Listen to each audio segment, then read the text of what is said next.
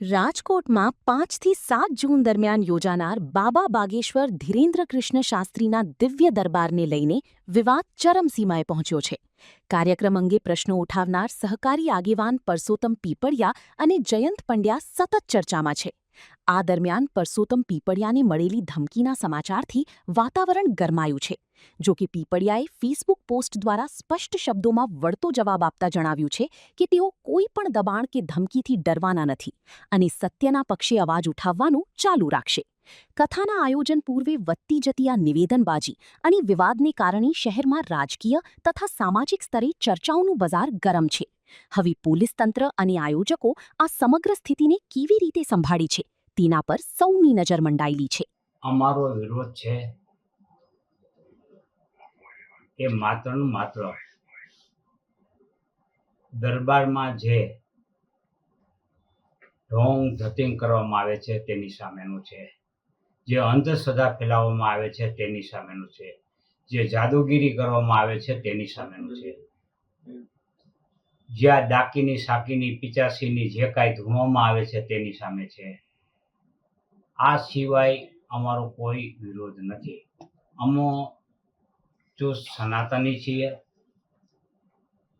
અને સનાતની તરીકે અમારે જે કાંઈ કાર્ય કરવાના થતા હોય તે અમે કરી રહ્યા છીએ. ધર્મનો પ્રચાર કરવાનો બધા ધર્મને અધિકાર છે, તેનો પ્રચાર ને પ્રસાર કરવો જ જોઈએ, એના અમે સમર્થક છીએ.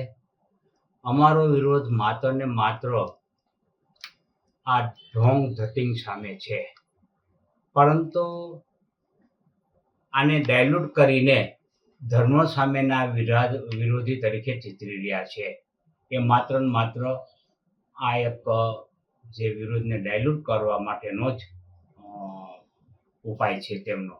સોશિયલ મીડિયા દ્વારા, અન્ય માધ્યમ દ્વારા ગાળો આપીને, બીજી અન્ય રીતે આપે પણ વિડીયા જોયા છે, સોશિયલ મીડિયામાં ધૂમ મચાવી રહ્યા છે અને ધમકીઓ આપે છે અમુક યુવકો.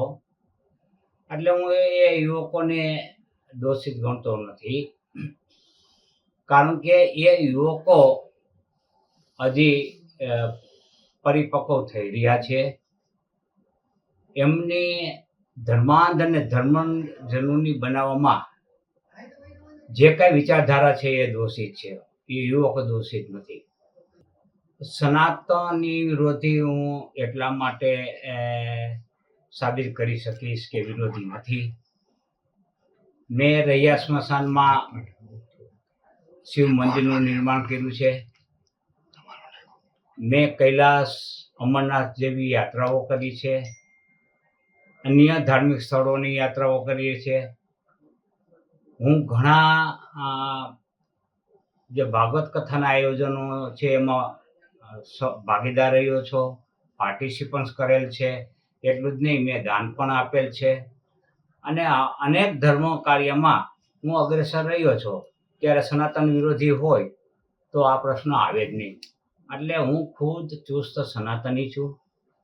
એટલે મને વિરોધી એટલા માટે ચિતરવામાં આવે છે કે મૂળભૂત ઉદ્દેશ્ય એ ભૂલાઈ જાય અને ધર્મ વિરોધી ચિતરી અને પોતાનો બદ ઇરાદો સાબિત કરવા માંગે છે. એક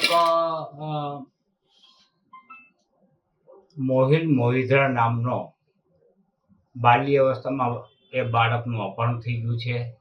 એનાથી એનો પરિવાર તો દુઃખી છે, પણ આખી રાજકોટની જનતા પણ દુઃખી છે. એ બાળક ક્યાં છે, કોણે અપહરણ કર્યું છે, બસ એટલું બતાવી દઈએ